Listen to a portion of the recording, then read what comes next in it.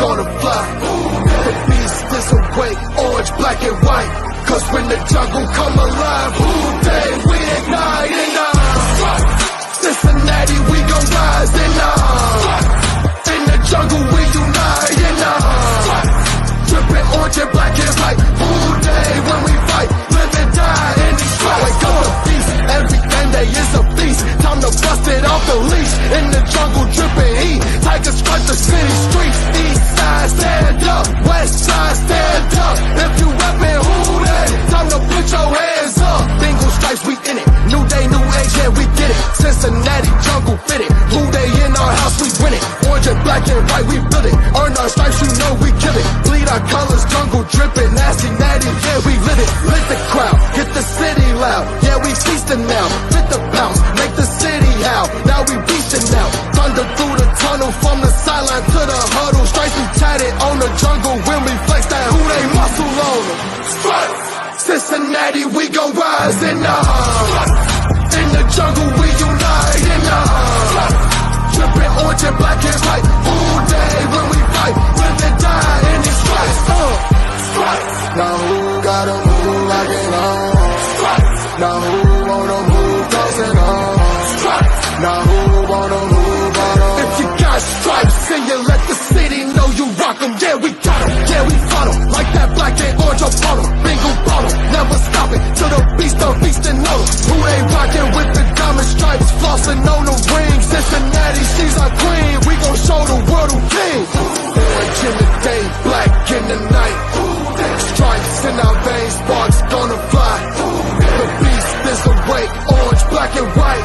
Cause when the jungle come alive, who day we ignite and Cincinnati, we gon' rise and in the jungle we unite and dripping orange and black and white. Who day when we fight, live and die in these stripes. Now who gotta move like it on? Now who wanna move crossing on? Now who wanna move on? Who day when we fight, live and die in these stripes.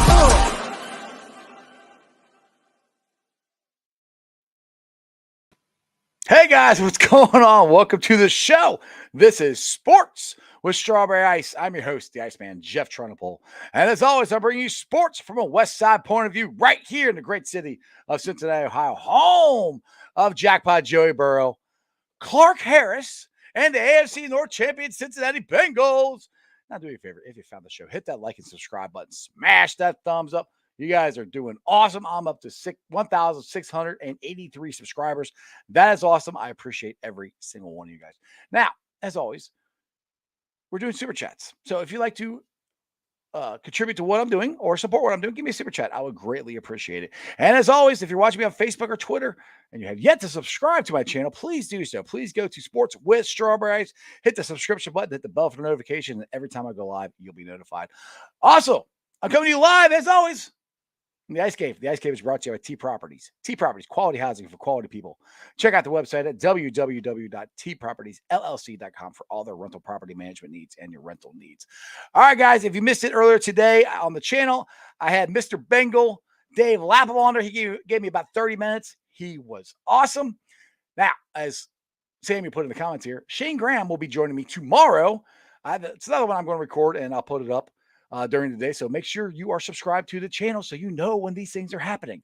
But right now, we got my man, Willie Lutz. I'm dying to find out how this dude did at the Fulling tournament because I didn't get to see him after I got knocked out. So let's get to Willie here.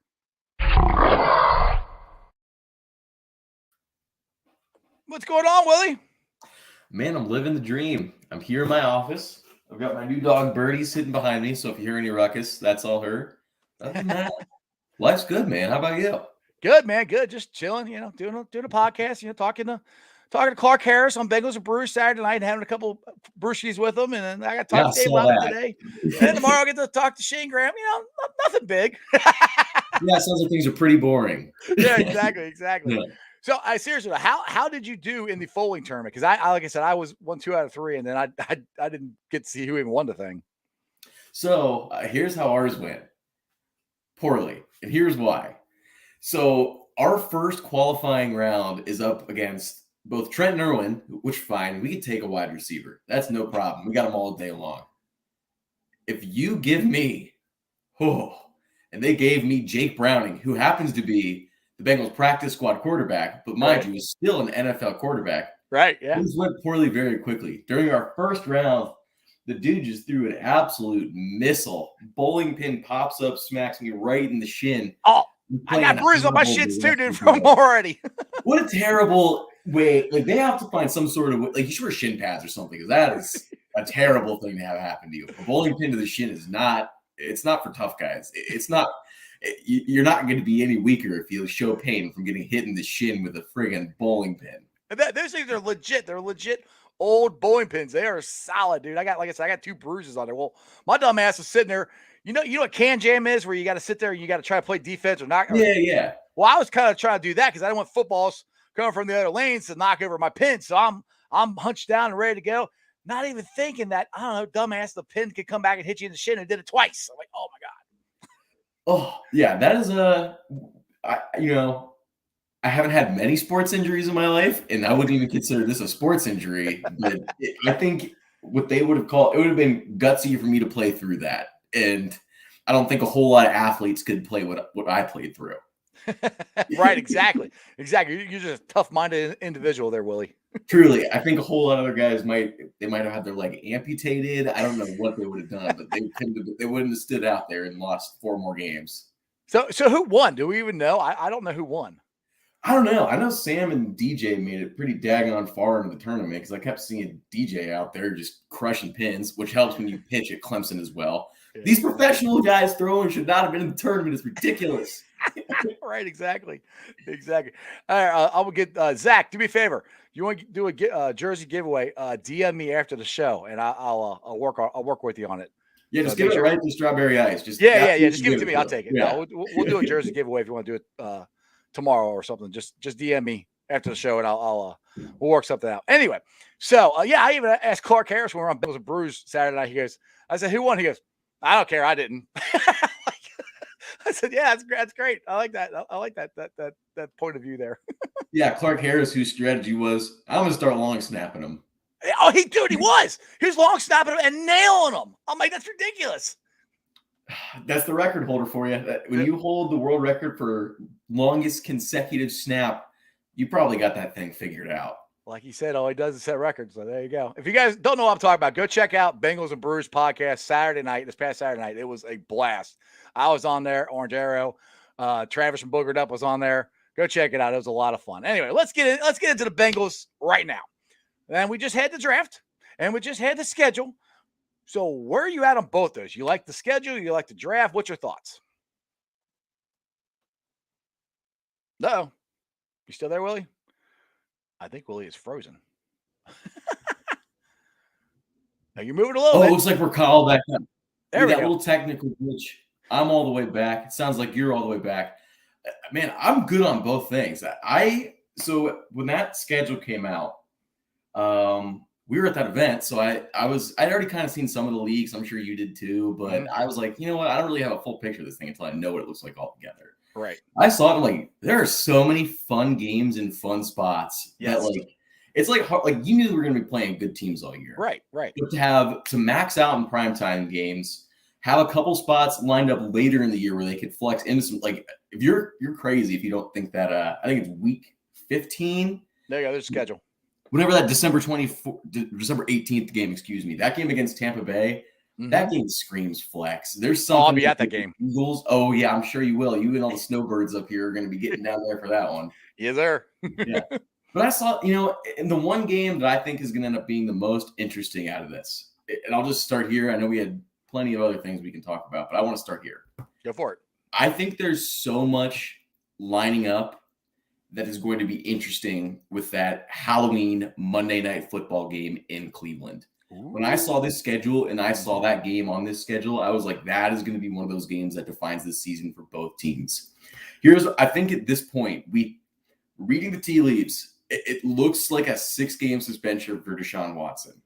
Yeah, I heard something about that. I haven't really looked a whole lot on it. So if you can confirm that, or you're pretty sure that's it, I'll let you speak on it because I haven't looked enough on it to know about You look it. at the way it lines up, and the Browns had some primetime games last year and drew pretty well. Like, by all accounts, they did pretty well in terms of drawing people, getting people excited, even though they didn't have a great season.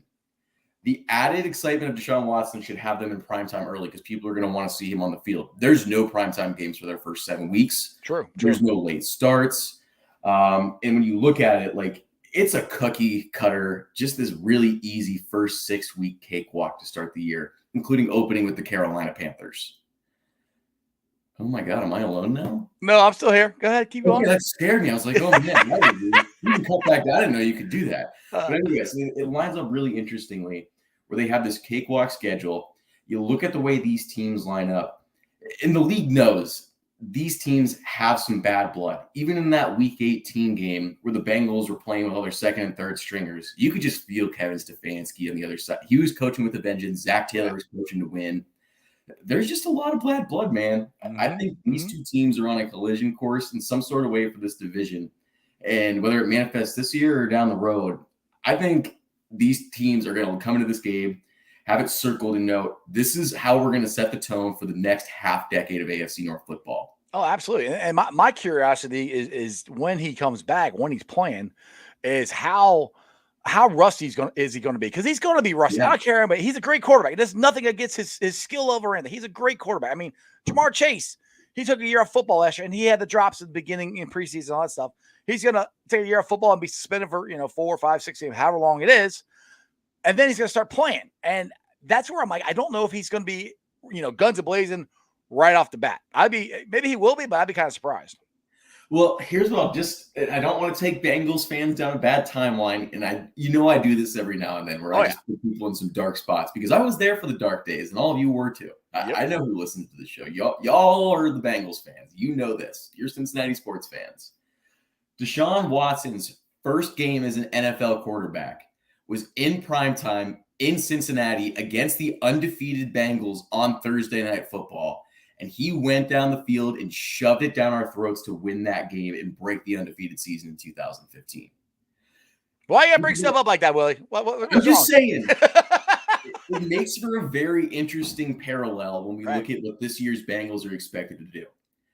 They have some tough games in the first stretch of the season, but no one on this should be surprised if the Bengals are 7-0 coming into that game. Realistically. That's not even a shade. That's not even talking like as I say with orange-colored sunglasses. Because, I'll bring this back up here again. None of these games really, they're all tough games, but none of them really scare me. Like, oh, my goodness, I don't know if we can play against that team. Willie, I think we have a chance to win all. We're not going to win all of them, but we're going to be in every game. I mean, especially the first stretch of the season, man. And you get some of those tougher games later on, like Monday night against Buffalo and Kansas City. Like, those are all Tampa Bay. Even going up to New England on Christmas Eve. That team is going to be – it's still a Bill Belichick team playing towards the stretch of the playoffs. But you look at the first stretch of the schedule, and the Bengals have no reason why they shouldn't start hot unless they have, like, a Chiefs thing, what happened to them last year. But they had a little more attrition than the Bengals even. So – to me, that Week 8 game, I saw it on the calendar, and there's just something about it, man. And every time I come back to it, that's what I gravitate towards. So, but it's really interesting. When you look at the schedule now, too, we can kind of shift from here because we just talked a lot about the Browns, which I don't need to do. I talked about the Browns already. Well, I got a question for you. I don't mean to interrupt you here, but we got go ahead. We begin the season against the Squealers. Then we have our bye, and then we play the Squealers again. Now, we all think the Squealers are going to have at least we're all hoping they're going to have a bad season. They deserve to have a bad season sometime. Mike Tomlin's got to have a losing season sometime, you would think. But their defense is no joke. I think we can win. I know we can win. I don't know if they're going to be able to keep up with us offensively, but you never know. It's the Squealers, man, and they always kind of have something for us. And with us beating them twice last year, and the Monday night before that, they're going to have something for us. So that's where I'm really curious to see how Pittsburgh's going to come out against us, especially Week 1. Yeah, and interestingly, the Week 1 thing, I feel a little wish-washy about in terms of like being worried about it. There's something about this Pittsburgh team that right now the Bengals just kind of have their number. And I mean, someone said it, I think it was Paul Danner Jr. But when you look at the schedule and you're the Bengals, you know what the best way to get someone fired up after a Super Bowl loss is? Get over that hangover. Let them spend the summer preparing to face the Steelers in week 1. Because that's what these teams do. They come in, we're playing this team week 1. That's what we're preparing to play. So I think they'll come in fired up for that one. That after the bye spot, though, that's really interesting to me because historically, and the Zach Taylor era is different, but it's been a symptom of his too. The Bengals struggle the first time they see a new quarterback. And the way I see it going for Pittsburgh, I think they see Mitchell Trubisky in week 1. And they're probably going to see Kenny Pickett in that after the bye game. Oh, yeah. There's a very good chance that could happen. Absolutely. So you're seeing a new quarterback coming out of the bye, and I think they won last year out of the bye because they won the Raider game. Yes. The previous 2 years, Zach Taylor's teams lost out of the bye. Right. And I think they got eviscerated coming out of the bye at that. So especially with Marvin Lewis's teams, we would usually lose the game before the bye and then lose it afterwards too. That's how we do it, baby. That was the Marvin special, the twofer. Exactly. It was horrible. I hated it. It felt like you lost for 3 straight weeks instead of 2. Thanks, Marv. What are your specialties right there, buddy? But, man, you just know Tomlin's going to have that team up for that game in Pittsburgh. Yeah. Right. It's just one of those things. They're going to be mad. They know the Tyler Boyd quote. It's in there.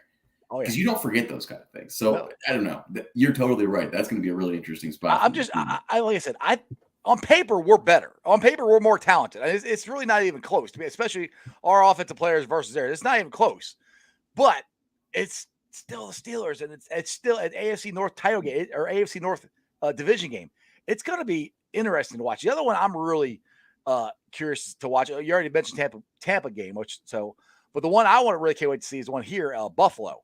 That's good. Yeah. There's a chance that could be for the number 1 seed in the AFC. That's going to be really interesting to see where both teams are at that point in the season. It's such a treat from the NFL schedule makers is what it is, because you get two of, I'd say there's a lot of teams in the AFC that can compete, but maybe one of the 2 of the 5 teams that people really think could win a Super Bowl. And you look at the Super Bowl and be like, the people don't expect the Bengals to win a Super Bowl, but I think the general public consensus is the Bengals are one of the teams this year that can win the Super Bowl. Absolutely. And I think that's very fair. People didn't say that last year and they went, so that's kind of neither here nor there. But nobody said it last year. No. we weren't even saying it. If I was saying it, I'd be out of my mind. You're nuts to have said that. People thought I was nuts People thought I was nuts with my schedule prediction last year. What did I say? 11-6 or 11-5 or something. I was awful damn close. I mean, hey, they just started some guys in the last week of the season. You would have been fine. Right? I know. I would have been money. I'm like, tag on it. Yeah. But anyway, where were we? I was saying something. Buffalo. Oh, Buffalo. Yeah, exactly what you said, man. I mean, a Monday Night Football measuring stick entering the last week of it's a lot like that Kansas City spot last year. Yes. In a lot of ways. Mm-hmm. This one just has that little bit of elevated marquee, that little bit of prime time. And it also doesn't have that factor where every Bengals fan in their right mind was taking their schedule predictor and making that Chiefs Week 17 game a huge L when they were doing their season predictions. Hey, I picked that game. Everybody told me I was crazy. I'm like, oh my God, you got us losing or beating the Chiefs. I'm like, it could happen. I was right. I was like, I'm not there with it. I was like, I don't think they're there yet. I was wrong because they went to the Super Bowl and they beat them twice. So I didn't, dude. I just got lucky on some of this stuff. It's tough because the schedule was actually tough last year. It was, I think, the 6th toughest schedule, if I could talk, the 6th toughest schedule last year, which is amazing for. Well, we had won 4 games the year before that. They gave us the 6th toughest.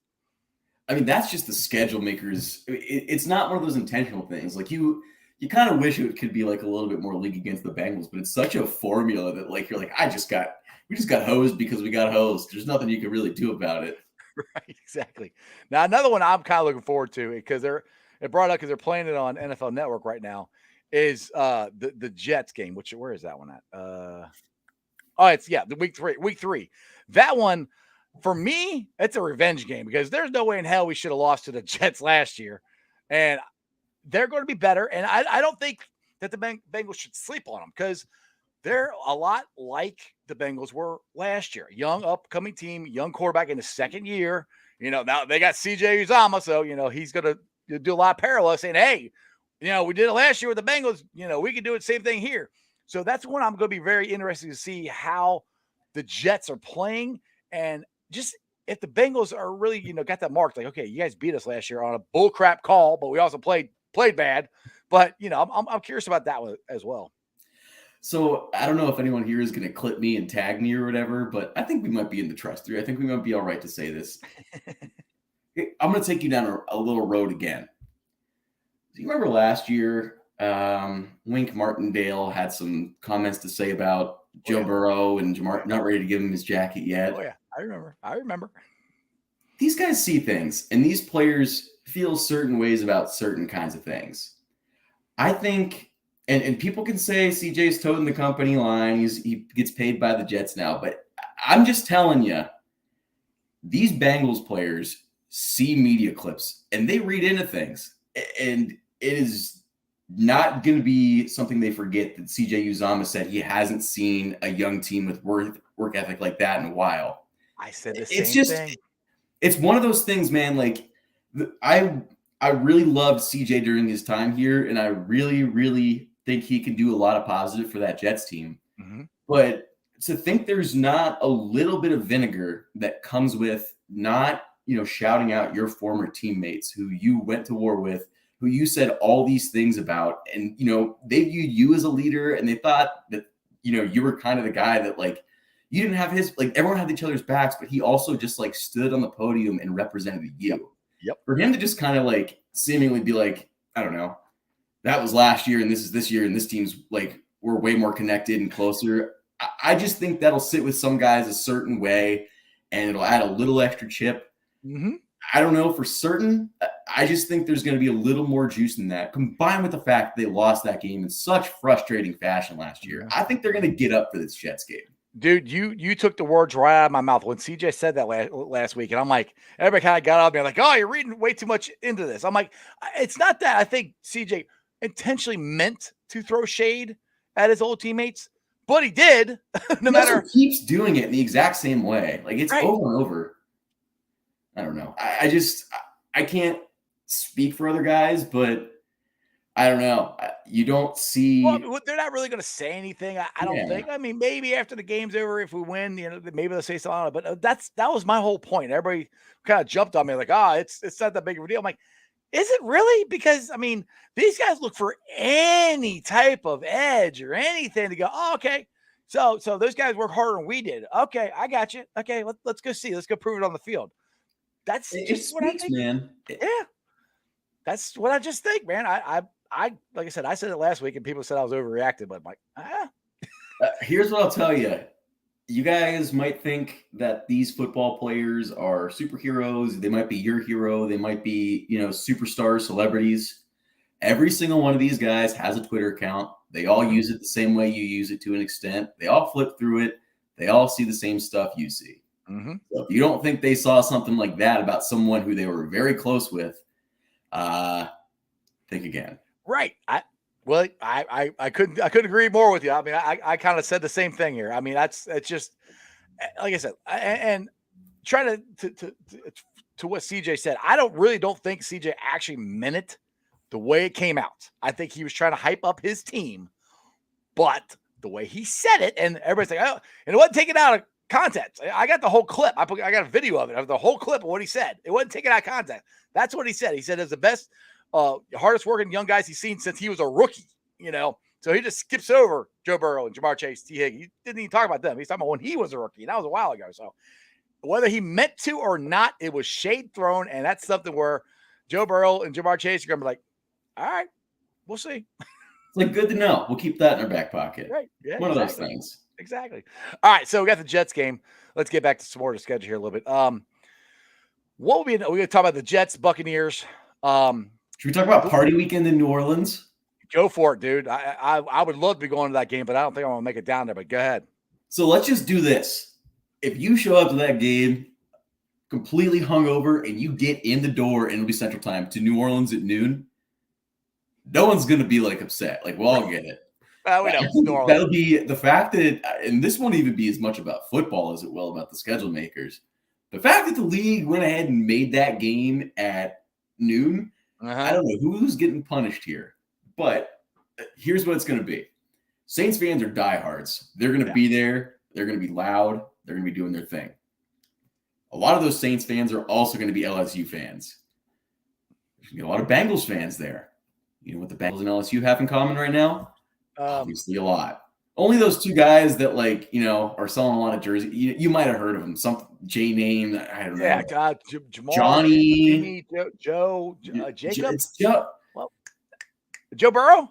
Oh, that rings a bell. Yeah. So Who's the other guy? Jamar Chase. Yeah, those two. Yeah, those guys. That guy and his college friend are returning to town, which in most circumstances just sounds like a bunch of old dudes getting drunk. But in this circumstance, is two of Louisiana's biggest sports stars. Well, we can talk about the other guys, you know, Thad Moss, Tyler Sheldon, yada, yada, yada, but we all know who the big guys are. That's it, Tori. He's got to be a smart ass. I know.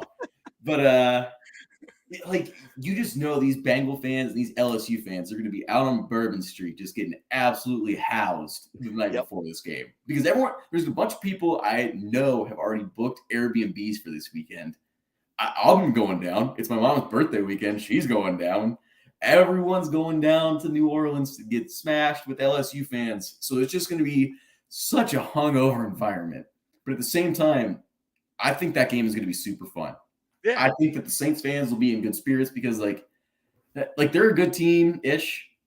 I don't think they expect to be like, a team that wins the division or anything. But like they can make a little noise in the wild card. But it's a game that Bengals fans are probably going to win right now in a lot of cases. And now my question is, and I'm thinking about putting a Twitter poll up for this, like probably closer to that week. What jersey is people going to wear more? Is it going to be more Bengals, more Saints, or more LSU jerseys in that stadium? I think you're going to see a lot of people show up in LSU gear that are rooting for the Saints. That's what I think too. Yep. I think there'll be a lot of LSU stuff in there. That's kind of where I think. Yeah. And I expect to see, this is one of those things where it's like, someone made a good point to me on Twitter. I said, just like I was replying to someone else, like, Saints is going to be a Bengals takeover. And they're like, not so fast. Saints fans are pretty loyal and they go nuts. I was like, good point. But those people are all also LSU fans and people from NOLA, great spirited people. They want to show you a good time. They want to represent. Yeah. It's not lost on them what Joe Burrow and Jamar Chase have done for that state. So I think it's just going to be one of those weekends where win or lose, people are going to go home probably feeling a little tired. Now, did you see the tweet earlier today? I think it was earlier this weekend from Drew Brees about he might, I don't know, maybe I'll go back to TV. Maybe I'll go coach my kids. Maybe I'll go play football again. I don't know. I mean, I remember Drew Brees' most recent season. If he wants to come play for the Saints, sign him up, man. Just get him out. He can play against the Bengals, and that works for me. I think I'd rather see him than Jameis Winston. If I can see Taysom Hill, though, that'd be really fun. He's really bad. I think Taysom Hill, yeah. If we can line up against Taysom Hill, oh, my God. Andy Dalton's down there, too, isn't he? Yeah, I got the red rifle. Honestly, any of them. Jameis probably the least because he can, like, have a crazy game if he just decides he's not going to throw the ball right at the defense. But he's definitely prone to do that. Yes, a little bit. I know all about that because my in-laws, like I said, they're Buccaneer fans. They would say that all the time. Like, he will look right at them and throw it at the other team. Like, does he not know the difference of the colors? It's pretty awesome. You don't see it a whole lot, but the guy just has a complete brain fart. Like every 10 or so throws, just complete meltdown. He'll just play beautiful football. There are some beautiful passes, and then it's one where you're just like, I don't even know why that was a thrown pass. Right, exactly. Let's get the Crypt Keeper's questioning. He wants to know, how many games do we see the Bengals getting flexed? Well, since they got 5 primetime games, I think you could see one. I don't think they're going to flex more than that, to be honest. The two that I would look at are those two late in the season, the one being that Buccaneer game. The other one, if the Bengals and the Ravens are the leaders at the end of the season in the AFC North and that game determines anything, I could easily see that getting bumped to primetime. And they are doing some games on Saturday that weekend, so that could be a Saturday primetime. So there's just more options in that week 18 where they can exactly. There's nothing set yet for that. I think there's so many good matchups for the Bengals in this schedule. I mean, there's lots of them they could flex. They can't flex all of them. I mean, they got to have some. That's why a lot of them are at 4 o'clock. And like Dave Lappin said earlier on my show today, I think he said there's only 1 week that were back-to-back 1 o'clock starts. That's it, the whole year. That's crazy. gonna be different. I mean, it'd be different for me being a season ticket holder of trying to, okay, if I get there at 10 a.m. like I usually do, I might be passed out before I even get to the game. So I'm gonna have to get there a little later because the game's at 4:00 or the game's at 8:00 or whatever. So, we're gonna have to, all of us are gonna have to tip our schedules a little bit more than we had to last year. The challenge for Bengals fan tailgaters is going to be getting your TV set up with Red Zone because people are going to want to watch their football still if they're tailgating all day. If you're watching an 8:00 game and you're standing in a parking lot for 7 hours and having a little extra football, that's just a perfect touch. Y'all are getting together. It's about 3:25 and there's like a Charger game in the late window that's tight. There's like an Eagle game. That's just a good time. Everyone rallies around it. You're not paying attention to the whole thing, but just a little extra juice to get through your tailgate and, give everyone something to party over. So that's going to be my challenge to Bengals fans that are setting up tailgates. How are you going to get that sports game going? Because someone's going to have football going, and might be your friend situating that, but someone's going to get it figured out. If you want a lot of people at your tailgate during this season, and we play a late game, get a TV and have a game on. Yeah. You get a lot more people showing up like, oh, you got the game on. All right, we're going to go over here and hang out. Absolutely. Because people just love football, man. That's what they want to see. Dude, literally, before we started, I was literally watching a game that I know we're going to lose, and I was still watching it. That's ridiculous. Yeah, you're watching that Jet game like a sicko. I saw your tweet. I know, like, hey, you really want to watch it? But just watch. I didn't get to the point, but watching the Mike Hilton pass interference, non-pass interference, is just going to tick me off again. Like, you dumb son of a, that wasn't pass interference or whatever. Well, I'm surprised you weren't more mad that we just left tons and tons and tons of dudes wide open from Mike White. Oh, God. That dude just picked us apart. We made that dude's life so easy. Well, there's one play on there. I forgot about this. Cheetah Bay had a pick six. Mike White floated it out there late. And like I said, I forgot about this. And Cheeto had it in one hand on it. Couldn't get his other one. I'm like, oh, my God. If he caught that, it's gone. That's a pick six. And he couldn't. I think I remember that in the immediate after. And there was like a Bates play in there too, I think. Where he drops probably. Yes. Oh, man. I can't remember what it was. It's late in action. I think it's before their go-ahead touchdown.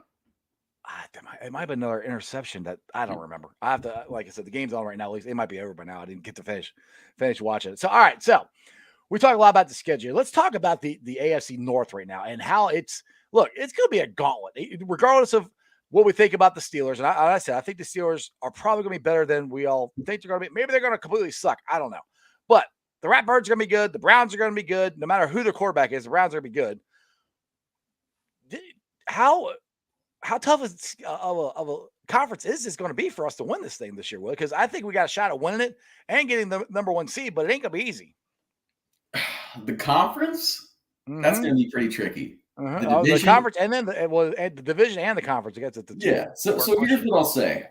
I just look at this AFC North schedule, and I don't think anyone's getting out 6 of 6. I think there's going to be a lot of beating each other up. It's the same thing I'm looking at in the AFC West. I think it's going to be so hard to keep the Bills away from the number one seed this year because I think that they have the 6 games they have in their division. They should win every single one of them. That Patriots team is, if the Patriots. They didn't beat them last yeyer. I mean, hell, the Patriots beat them without freaking throwing the ball last year, remember? But the wind, man, that wind was something. Oh, the wind was awful. Damn wind. Oh, it was the wind. I've never seen wind like that in my entire life at a football game. That was ridiculous. And then we all saw how that turned out when there was no wind in the playoffs. True. Yeah. The Buffalo Bills offense completed what was considered a literal perfect game where they averaged 10 yards a play. Exactly. And never failed to score on a drive. And I also don't think they got to third down like one time. It was that's what it was impressive. A true brain beating looks like. In Bengals fans, you've been on the other side of them. Remember that one game when Lamar Jackson basically spun out the entire city of Cincinnati? Oh, God. That's what that felt like, but at least it wasn't in the playoffs. Right. You're good point on that one. That's what the Bills have going on. I think it's going to be so hard to keep them out of that number one seed if they do everything we expect. I think the AFC North and AFC West just are going to beat each other up, man. And that's where I'm at with it. So I think if the Bengals are going to win the conference, it probably starts with going 5-1 in the division.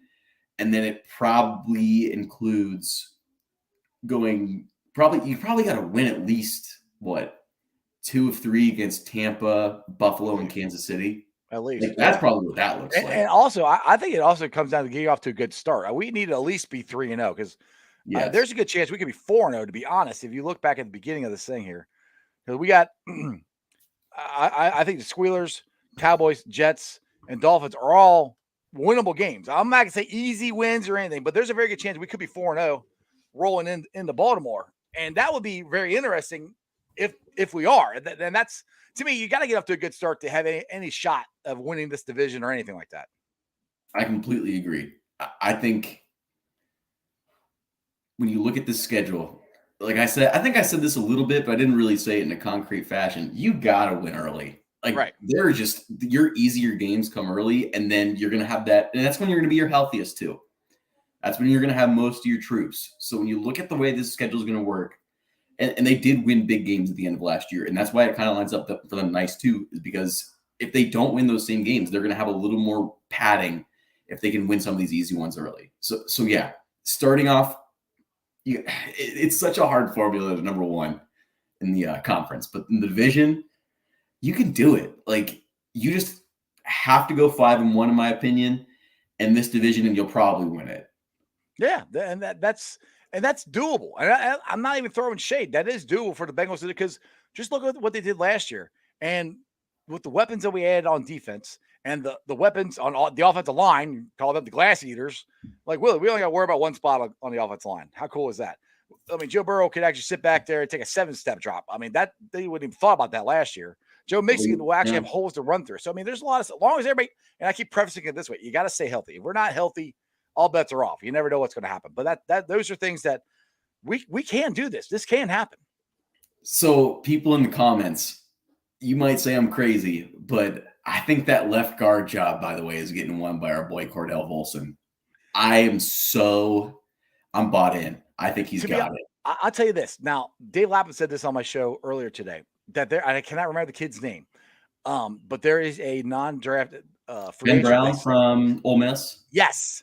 Yeah. He said that dude is a player. Now that it's not that he would say he could take the job, but he said there's a very good chance he's going to make the team, and then after that, who knows? So yeah, and we already know that Frank Pollock likes Volson. You know, he's got the stuff in his neck and everything else. So that's Frank Pollock's dude. But I'm a Deontay Smith fan. I think he likes him too. And if Deontay can take the jump like I think he's going to in the second year, I think there's a good chance that he can get it. But either way, we're going to have a good left guard, and our offensive line is going to be 10 times better than it was last year. Isn't that kind of a fun experiment too? Like, at this point, I think they did themselves a favor. And I love Quentin Spann. And if they decided to bring him back and say, hey man, this is your job, and like, we want you to just like be the guy here, I would love that. And that's probably what would be my preference. But as a fan, it's kind of fun to look at what they did here. They've been drafting these guys for the last 3 or 4 years and taking swing after swing. And they've gotten to a point where they're saying, you know what, Jonah's our left tackle. We signed these 3 guys because you guys couldn't be those guys. Right. Between all of you, I need you to figure it out. Someone go win this job. And that's just fun as a fan. It's like all these guys, these chips we've seen come in the door. Like, which one of them is going to be the guy that starts? Well, I think they got enough of them in here that we're going to have the right guy. I think it's enough of them that we're going to have the right guy. We don't have to go, all right, well, maybe we put this guy here. Maybe we put this guy here. It's like, no, it's one spot. There's 3 of you at least, maybe 4. 3 of you at least. They're going to fight for that. Who wants it? Like Frank Pollock said, we got grown men in this room here. You guys got to come and try to take one of their jobs. Good luck. And when you look at just the profile of these guys, man, if you're looking for a grown man, and this isn't disrespect to anyone else because he's the oldest, I think. Right. But Cordell Volson, that guy's a worker. If you want a little background on him, and you might know this by now, but his family is the family in North Dakota that if the train gets messed up, they come and they lift it off the tracks, they fix it, and they put it back on. I found that out today. Dave Lapham was telling me about that. So he's old man strong. Yeah, it's just one of those things, man. Like he just seems like that bring your lunch pail to work guy that this team has been dying for. And I wonder if he's not the most talented guy on this team. Jackson Carman's the most talented. If you look at all their interior line talent, Jackson Carman is period the most talented guy they have. Right. So clearly that doesn't matter to them. Mm-hmm. But when you have the attitude and you have the profile, I just wonder if this team says, I just want to ride with that guy because I trust him. And I don't think he's the most physically gifted guy. I don't think he's the most talented guy, but he's the guy I think is going to work the hardest and win the most. Right, exactly. And that's what's going to matter at the end of the day. He might have his flaws, but if he wins more often than all these guys, that's all they want to see. Exactly. All right, Willie. I know you got to go and get out of here. Go ahead, plug your podcast. Tell me what guests you got going on. What you got going on here coming up soon. Yeah, cool. So I'm actually leaving a little earlier than usual, but I'm going to record Same Old Stripes right now. I'm actually running behind because I wanted to hang out and talk longer because we always have fun. But Same Old Stripes, we just had Jeffrey Gunter come on the show and pick his number with us, which was hilarious. That was awesome. I like that show. That was really funny. And then we had Michael Thomas on, who is also really funny. And if you want to hear someone talk about the problem of having a guy named Mike Thomas on the team, where both of your dads are also Mike Thomas, and also have sons named Mike Thomas. Oh, and mind you, there's also the Michael Thomas who plays in New Orleans, who plays on the same position as one of the Mike Thomases. Right. He talks with me through all the complications that's brought in his own life. So if you want to learn a little more about that, that's in that interview. And that's a really fun interview in general. Michael Thomas, Bengals safety, just a great dude. Like, Iceman, you should hit him up if you can, because he's a great chat. I will try to hit him. I think I might have. Willie, I've hit so many guys up. I had to go back and look. I think I have, but I will definitely check him out, try to get him on the show for sure. All right, sir. Well, that's all I got for you. So hooday. Hooday, brother. Take it easy. Yes, sir. All right, guys. Go check out Willie Lutz and the Same Old Stripes crew. Like I said, they do a great job on their show. They've had some great guests on there. I did not. I heard the Gunther one. I did not hear the Michael Thomas one yet. I have to check that one out. So check all those out. Check those guys out. Check out Bengals and Brews. Go check out like I said, my show from earlier today. I had Dave Lapham on, and he was talking exactly what Willie just said about Volson and how his family would basically fix the derailed trains. That was their job. So you got to have some pretty good stuff in your neck, as Frank Pollock would say, to do that, to pick the rails up. And, they weren't actually physically picking the trains up themselves, but you got the rails, the spikes, all this other stuff you got to pick up. So it's not an easy job whatsoever. And Volson he played 6 years in college. So they had that COVID year. I think they won it 4 times. I mean, it's something ridiculous. I know it's Division II, but he is coming from a winning culture, a winning school, and that stuff plays here in the NFL. And I think Zach Taylor and Frank Pollock and all of them are like that. So make sure you guys join me tomorrow. Make sure you subscribe to the channel, because I'm not sure what time I'm going to put this out, but I have Shane Graham on tomorrow morning. And so it'll be sometime around 1 o'clock. I think it might be out there on the channel. So make sure you're subscribed to the channel. I'll have Shane Graham, Golden Graham, if you guys remember that. That was the nickname we called him. And hopefully get some great stories from him and all that. Anyway, tomorrow night, just to let everybody know, I will not be doing a show tomorrow night, because tomorrow is my daughter's 18th birthday, so we are going out to eat. So the only show I'll do tomorrow will be the Shane Graham one, and that'll be out sometime tomorrow. Maybe I'll do it as a premiere at 5:30. I don't know. We'll find out. Make sure, like I said, make sure you're subscribed to the channel. So let me get to the Facebook groups that let me live stream. And as always, I appreciate every single one of them. They're Houday Nation, Houday Legion, Cincinnati Reds, riding third, heading for home, Bearcat Ruckus, Bearcat Country, Ohio State Bucknuts, the Ice Bar, and then you can follow me on all my social media platforms, all under Sports with Strawberry Ice. I'm on Facebook, Instagram, Twitter, and TikTok. Twitter handle is at Jeff A. Trenopole. TikTok is at Iceman90. I think I'll be doing this, but usually I pull the sound off. I'll put it on the podcast. Make sure you check it out. It's on Beatpod, Apple, iTunes, Spotify, Google, Stitcher Play, pretty much wherever you get your podcasts. Please make sure you rate, like, and review. Give me a 5-star review. I would greatly appreciate it. YouTubers, you guys are awesome. Like I said, if it wasn't for you guys, I wouldn't be doing it. And none of this would be happening for me. So I appreciate every single one of you guys. I'm at 1,683. I'm trying like crazy to get to 2,000 by the time the season rolls around. Hopefully, maybe before then, because we're making some great strides and great leaps here on the channel. So make sure you stay tuned. Make sure you're subscribed and you're locked into Sports Strawberry Ice, because I'm working hard for you, trying to get the coolest interviews and the most up-to-date information that I can for you.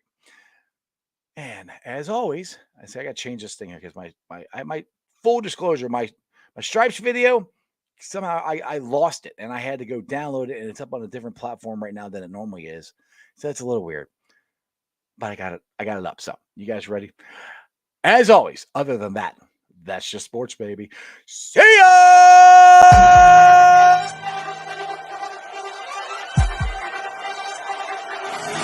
Let's go.